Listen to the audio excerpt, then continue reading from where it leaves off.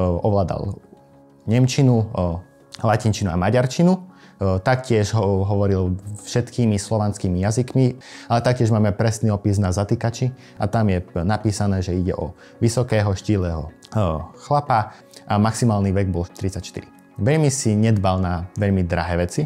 Jeho dôležitým pravidlom, ktoré vyžadal od seba, ale aj od ostatných, človek má reprezentovať nielen výstupom, ale aj vzhľadom. Nič romantické medzi nimi nebolo. Táto, povedzme, že fáma vychádza len z románu Jar Adély Ostrovúdskej. Ten muž, čo dal národu štýl, reč tak významná, na považí znie.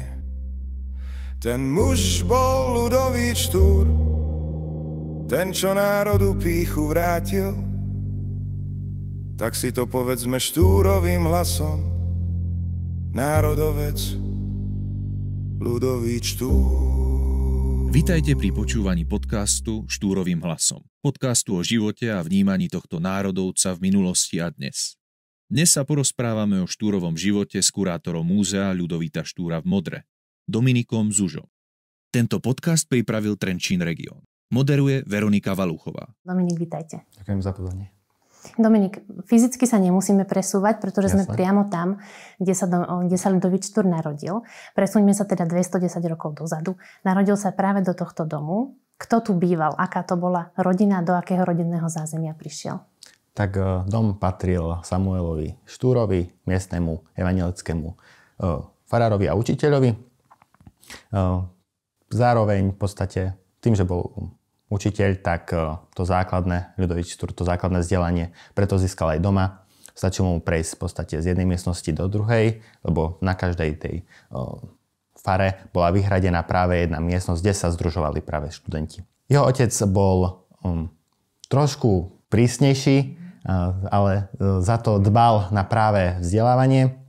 A na druhej strane bola veľmi láskavá matka, s ktorou mal Ľudovít Štúr veľmi blízky vzťah. Samozrejme mal aj súrodencov, staršieho brata Karola, ktorý pôsobil ako evanjelický farár a učiteľ v Modre, mladšieho brata Samuela, sestru Karolínu a najmladšieho brata Janka. Bolo ich teda relatívne veľa na dnešnú dobu, na vtedajšiu asi nie. Napriek tomu teda získal naozaj nadštandardné vzdelanie, ako ste už spomenuli, vďaka svojmu otcovi, ale jeho študijné cesty boli relatívne dlhé, takže keby ste nám ich trošku priblížili, možno aj študentom, že čo všetko absolvoval, aké školy, v akých územiach. Tak to základné vzdelanie, ako som spomínal, získal v podstate tuto. Ako 12-ročný odchádza do maďarského mesta Ráb, kde v podstate nastupuje na gymnázium. Tam to v podstate ten začiatok bol pre neho veľmi zložitý, keďže odchádza z rodného rodiska do v podstate cudzej zeme. Koľko mal vtedy rokov? 12. Takže naozaj relatívne mladý. A v podstate je tam sám so svojím jedným priateľom, tiež z Uhrovca. Čo sa týka jazyka, tak maďarčinu vtedy ešte neovládal. Musel sa to naučiť v podstate za pochodu. Takže aj z toho hľadiska to bolo pre neho zložité, ale nakoniec sa cez to dostal, spoznal tam výborného profesora Peca, ktorým si vybudoval tiež veľmi blízky vzťah a ten ho v podstate tiež posúval v podstate v rámci štúdia. Ako v podstate 14-ročný sa vracia naspäť na územie Slovenska, nastupuje na evanjelické líceum v Bratislave. Tento prechod už bol trošku jednoduchší, keďže v Bratislave v tej dobe študoval jeho starší brat Karol, takže on ho tak v podstate doviedol, ukázal mu ten študijný život. Priniesol ho do spolku Československého, kde sa práve združovali títo v podstate neskôrší národní buditelia. A tam sa začína v podstate formovať tá Štúrová identita. Tam vznikol ten sen, že sa chce stať profesorom, ale na to potreboval ešte vyššie vzdelanie a preto odchádza na univerzitu do nemeckého mesta Halle. Ešte do toho možno vstúpim. Je pravda, že on chcel študovať v Berlíne, ale teda sa mu to práve z toho finančného hľadiska nepodarilo? Áno.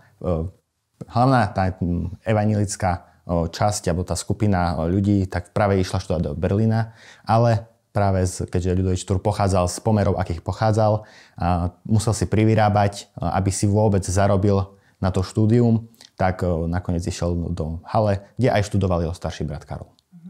Ale teda toto štúdium na líceu, myslím, musel na chvíľočku aj prerušiť, pretože naozaj mu tie finančné možnosti neumožnili tam pokračovať a musel sa na chvíľočku vrátiť sem a teda podieľať sa na zlepšení finančnej situácie svojej rodiny.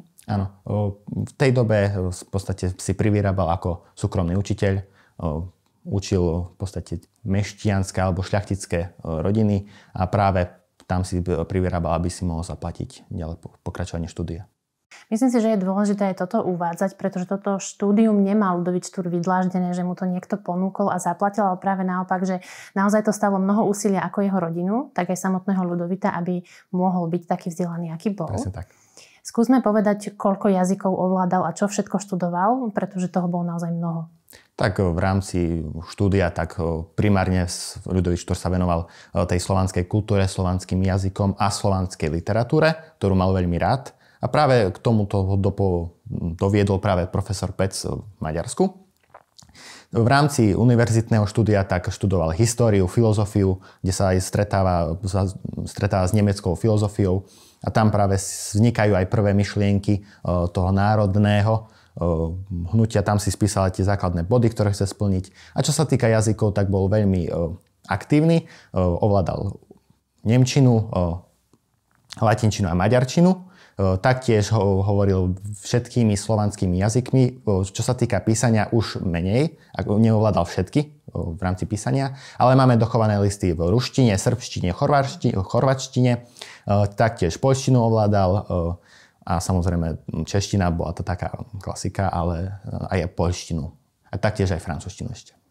Myslím, že naozaj, bol veľmi, naozaj mnoho toho bolo. Rada by som sa ešte vrátila k tomu. Spomínali ste, že si privyrábal.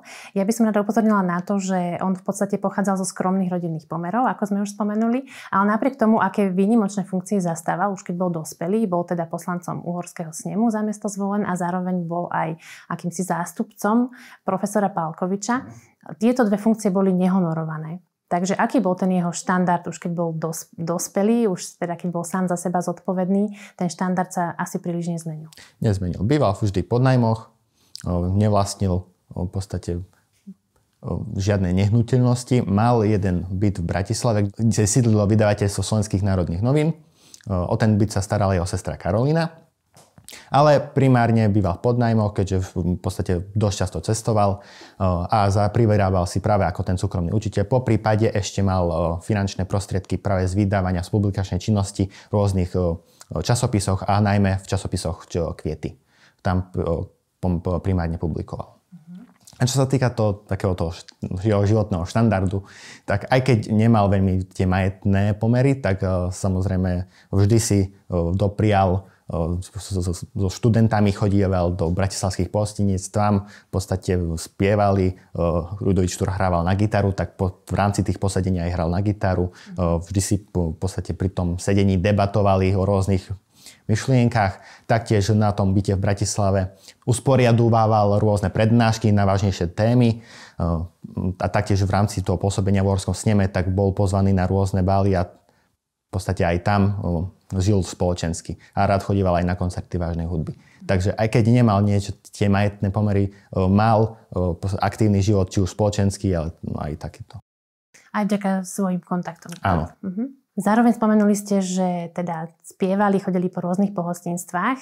Možno to niekomu napadlo, že teda aký bol jeho vzťah k alkoholu. Možno mohlo to tak vyznieť, že teda otvorený, ale pravda je skôr inde však. Áno, samozrejme, veľmi nepreferovali to pitie alkoholu, ale samozrejme my hovoríme, že v podstate vtedajšie pitie alkoholu bola skôr tak, že v podstate ten zapitie smedu, lebo tedy alkohol v tom 19. storočí bol vždy lepšia cesta ako piť čistú vodu, keďže tá hygiena ešte vtedy nebola až v takom rozpoložení.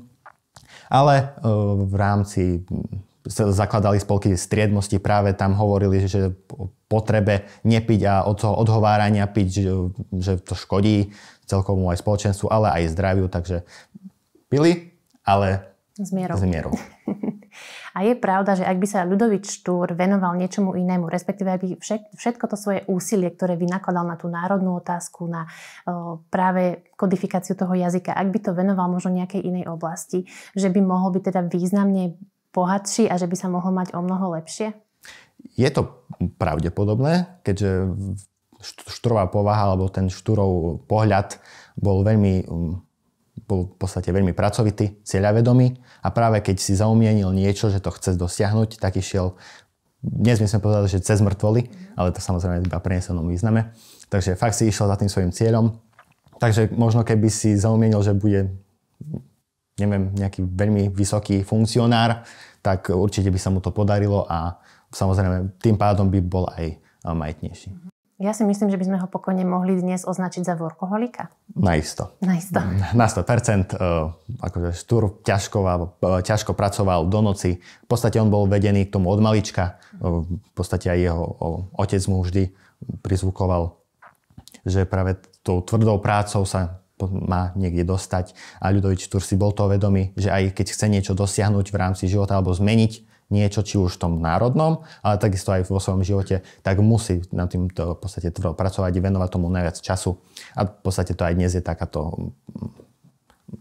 je to tak pravidlo, že keď človek nechce niečo dosiahnuť, tak musí v podstate tvrdo pracovať. A vieme teda veľa čítal, mnoho písal, vzdelával sa, pracoval, často po nociach. Prezraďte nám, čím si pomáhal, aby sa udržal bdelý. Tak áno, v podstate rád mal čiernu kávu, v podstate tá ho vždy nakopla, ale taktiež v podstate preferoval tvrdý tabak, ktorý mu tiež pomáhal, ale takisto mal tu nejakú psychickú hygienu.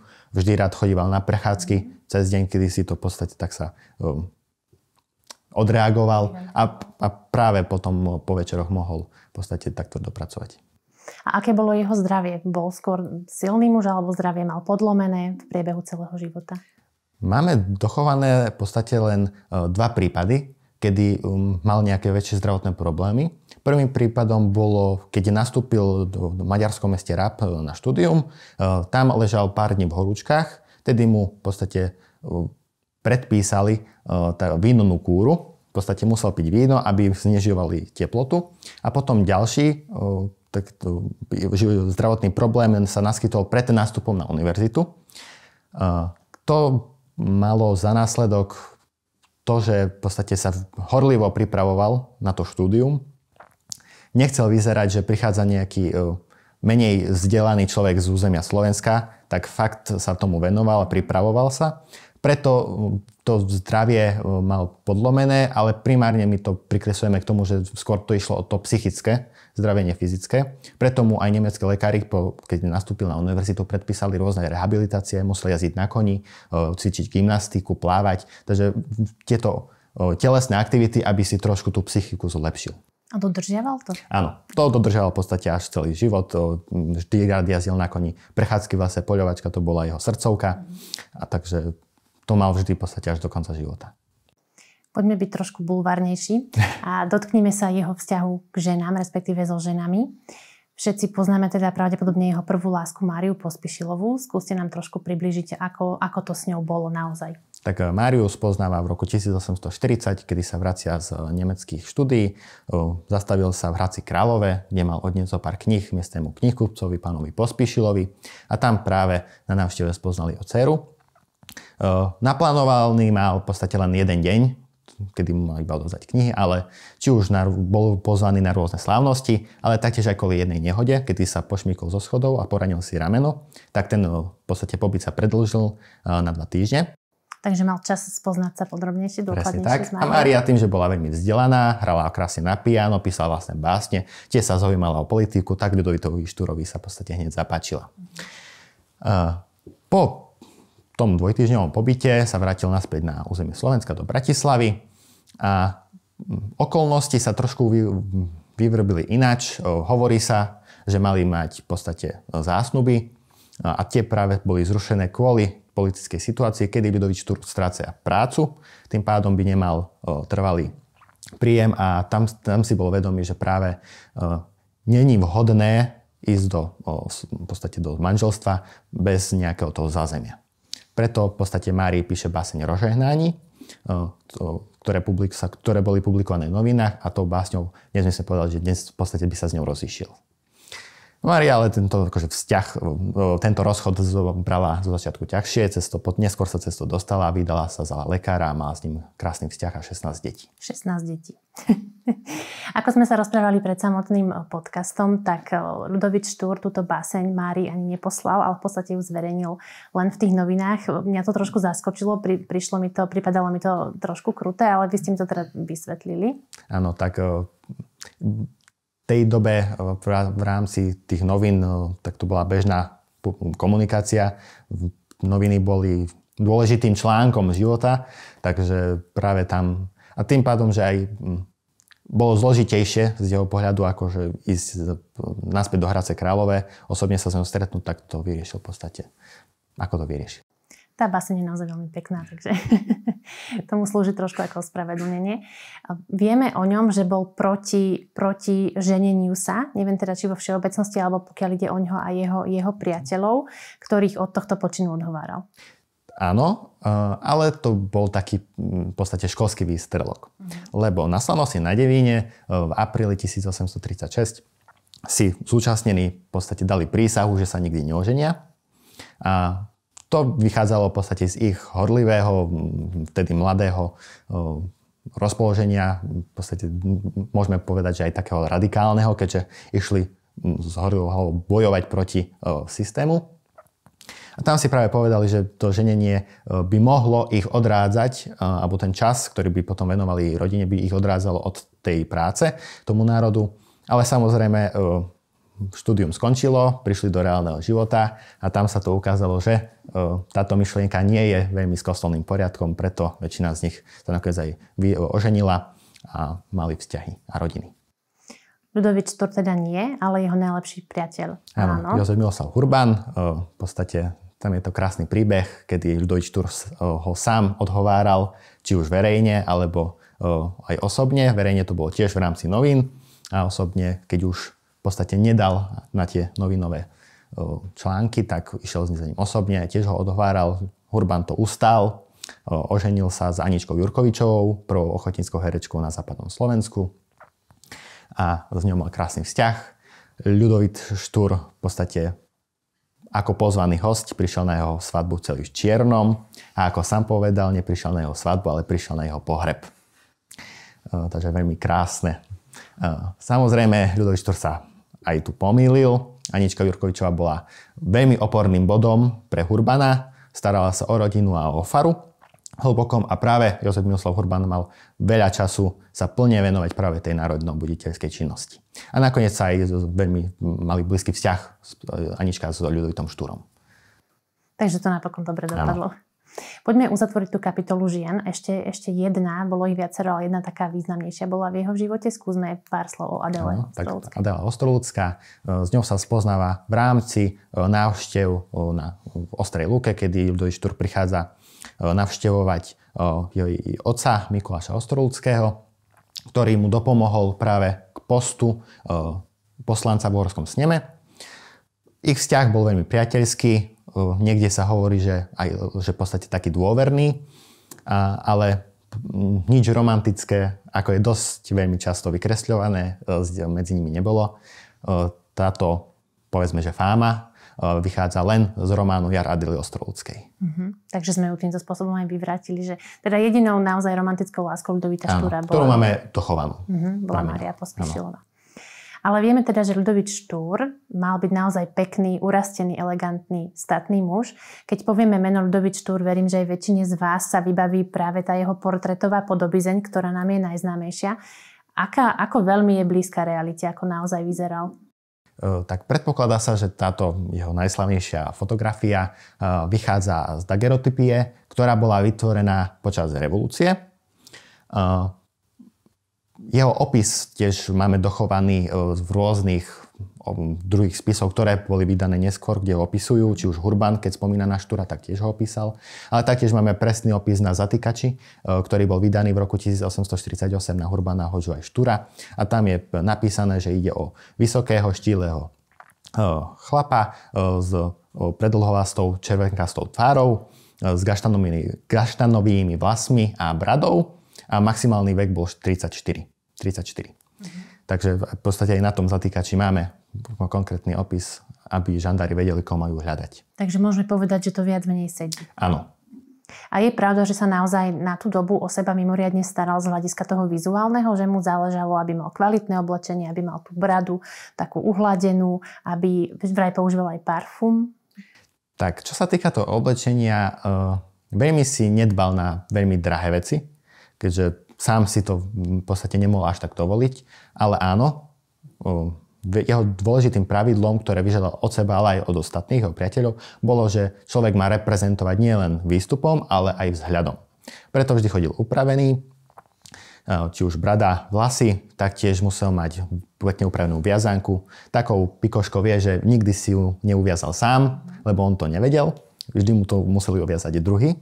Čo sa týka ešte toho oblečenia, tak vieme len, že objednal si raz šaty na mieru a to bolo práve, keď nastúpil ako poslanec v uhorskom sneme, keďže aby reprezentoval, keďže v tej dobe v uhorskom sneme figurovali tí najbohatší a najvplyvnejší ľudia, tak bol si vedomý, že keď chce mať medzi nimi nejaké slovo, tak musí trošku v podstate sa ním priblížiť. Čo sa týka ešte toho vzhľadu, tak to bola, alebo to staranie sa o seba, tak to vychádzalo z toho mužského vzoru v tom 19. storočí. Keď si zoberieme aj Lajoša Košuta v Maďarsku a porovnáme s Ľudovítom Štúrom ich fotografie, tak vidíme tam jasný pattern. V podstate vždy tí, ktorí stáli na čeleň takého väčšieho niečoho, tak práve vždy vyzerali tak mužne, schopne a práve aj tá fotka z tej fotky musel vyžarovať pôsobenia, proste museli zapôsobiť aj z tej fotografie alebo z toho vzhľadu. Z toho, čo hovoríte, z toho, čo vieme, je zrejme, že bol naozaj workoholik, že pracoval poctivo, systematicky. Pre mňa je naozaj obdivuhodné na ňom to, že on sa zaujímal o tú národnú otázku, snažil sa kodifikovať jazyk, pozvihnúť kultúru národa, ale v tom čase národ alebo bežní ľudia, keď chceme byť konkrétni, riešili celkom iné otázky. Opravte ma, ak sa mýlim, ale myslím, že riešili práve tú každodennú prácu, zabezpečenie živobytia a mnohí sa teda potýkali aj so závislosťou od alkoholu.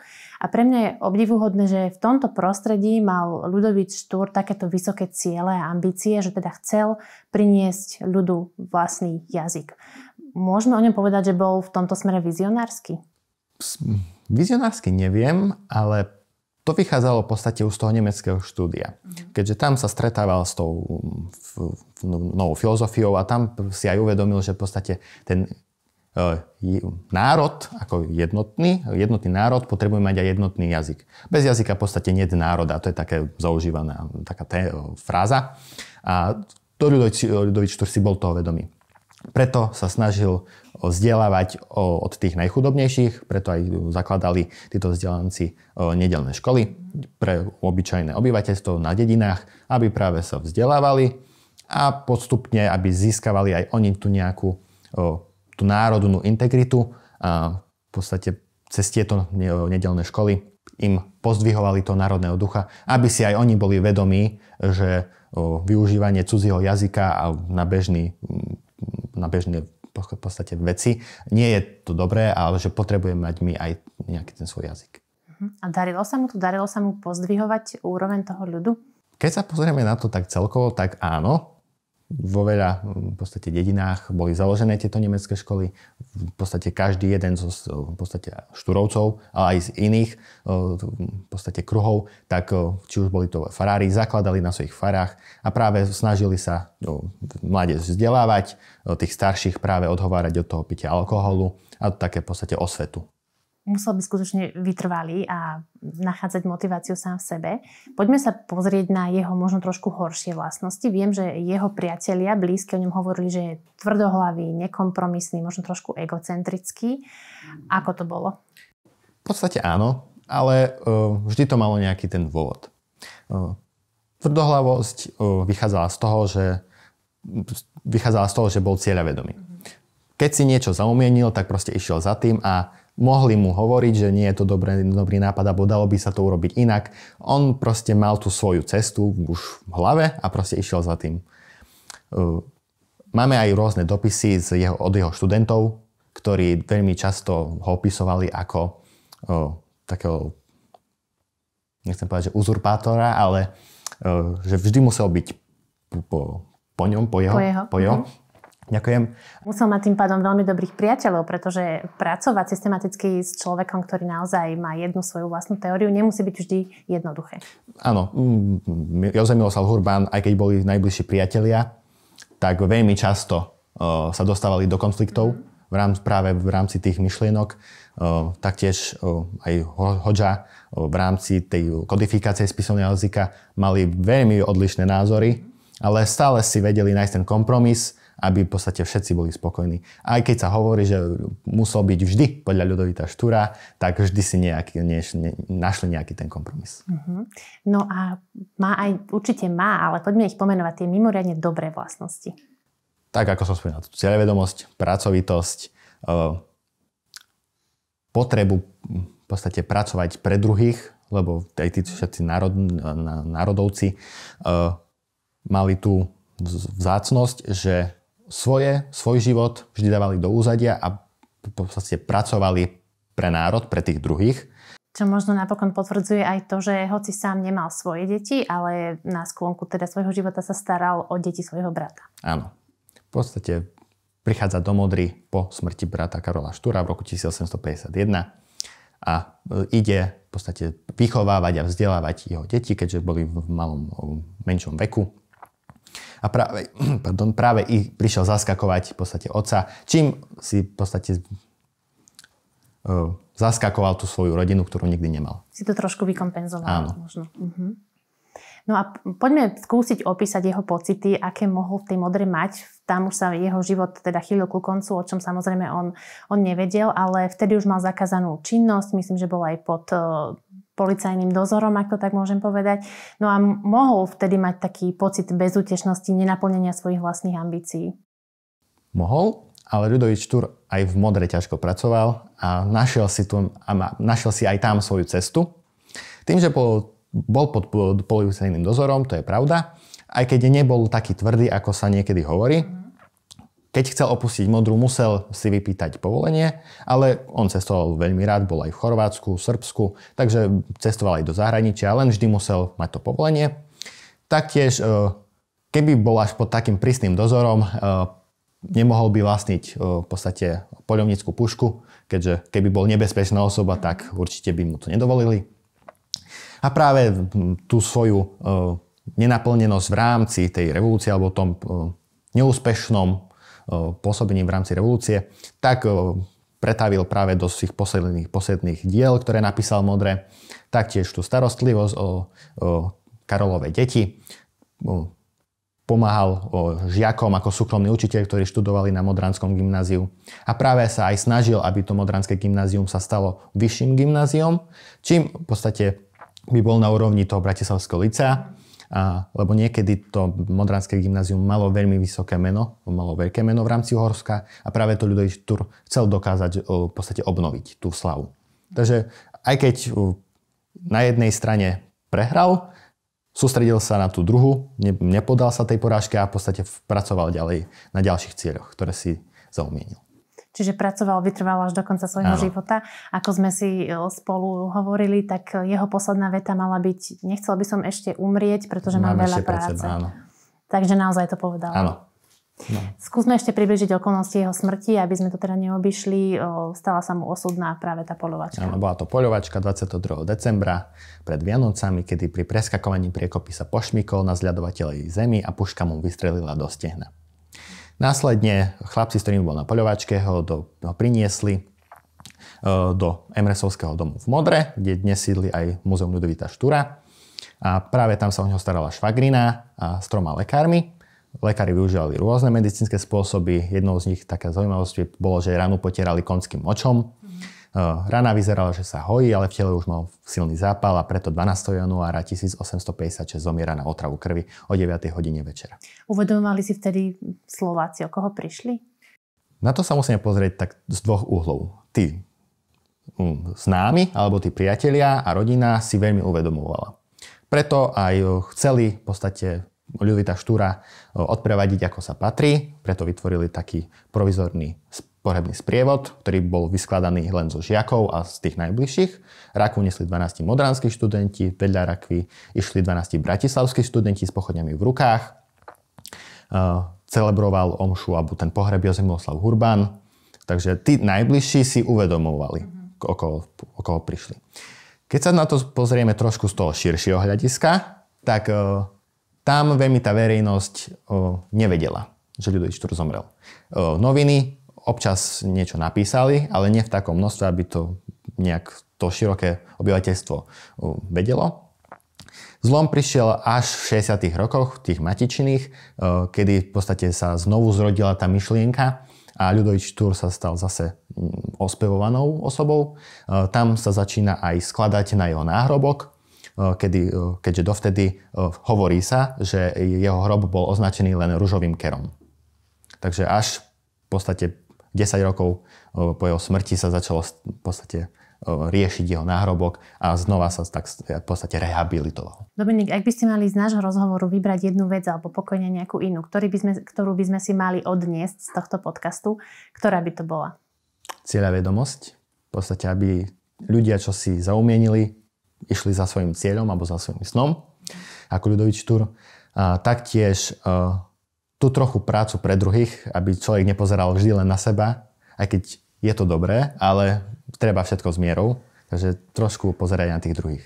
To bol Dominik Zužo, kurátor a historik Múzea Ľudovíta Štúra v Modre. Ďakujeme veľmi pekne. Ďakujem pekne. Tento projekt je realizovaný vďaka podpore Európskeho hlavného mesta kultúry Trenčín 2026 a Trenčianskeho samosprávneho kraja.